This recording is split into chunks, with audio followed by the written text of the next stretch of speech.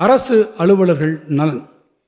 அரசின் திட்டங்களை செவனே செயல்படுத்தி மக்கள் நலனை பாதுகாப்பதில் பெரும்பங்கு அரசு அலுவலர்கள் மற்றும் ஆசிரியர்கள் நலன் காப்பதில் இந்த அரசு மிகுந்த முன்னுரிமை வழங்கி வருகிறது.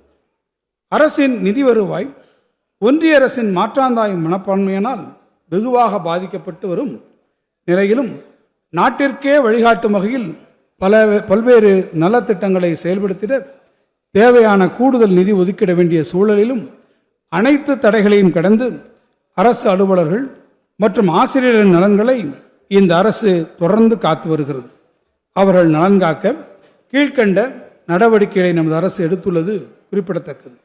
கடந்த 1/1/2020 முதல் 31/12/2021 வரை நிறுத்தி வைக்கப்பட்டிருந்த அகவிலைப்படி உயர்வை மீண்டும் வழங்கியது. அதேபோன்று ஈட்டிய விடுப்பினை ஒப்படைப்பு செய்து பணமாக பெற்றுக்கொள்ளும் நடைமுறையை மீண்டும் செயல்படுத்தியது.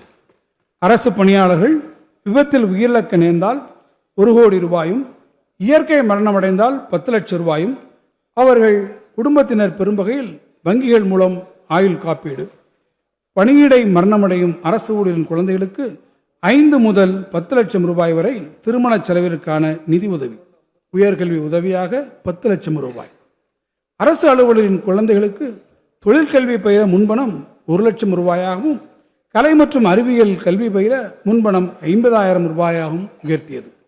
அரசு பணியாளர்களுக்கு வழங்கப்பட்டு வரும் திருமண முன்பணம் 5 லட்சம் ரூபாயாக உயர்த்தி வழங்கியது.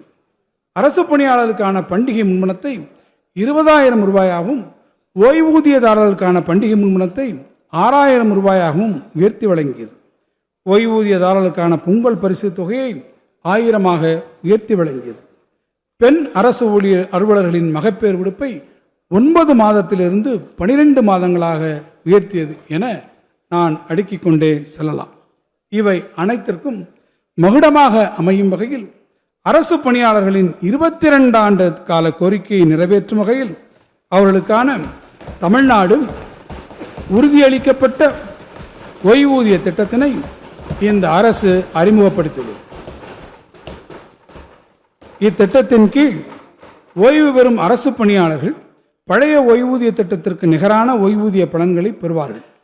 அரசு அலுவலரிடையே பெரும் வரவேற்பை பெற்ற இந்த திட்டத்தில் கடைசி மாத ஊதியத்தில் 50% உறுதியளிக்கப்பட்ட மாத ஓய்வூதியம், அரசு அலுவலருக்கு வழங்கப்படுவதற்கு இணையான அகவிலைப்படி உயர்வு, குடும்ப ஓய்வூதியம், குறைந்தபட்ச ஓய்வூதியம், ஓய்வூதியத்தில் ஒரு பகுதியை மொத்தமாக பெறும் வசதி மற்றும் இறப்பு மற்றும் ஓய்வு கால பணிக்கொடை ஆகிய பலன்கள் அடங்கியுள்ளன. இந்த இடைக்கால வரவு செலவு திட்ட மதிப்பீடுகளில் இத்திட்டத்தினை செயல்படுத்துவதற்கான அரசின் கூடுதல் பங்களிப்பிற்கென ஒட்டுமொத்த தொகையாக 11,000 கோடி ரூபாய் நிதி ஒதுக்கீடு செய்யப்பட்டுள்ளது. மனிதவள மேலாண்மை.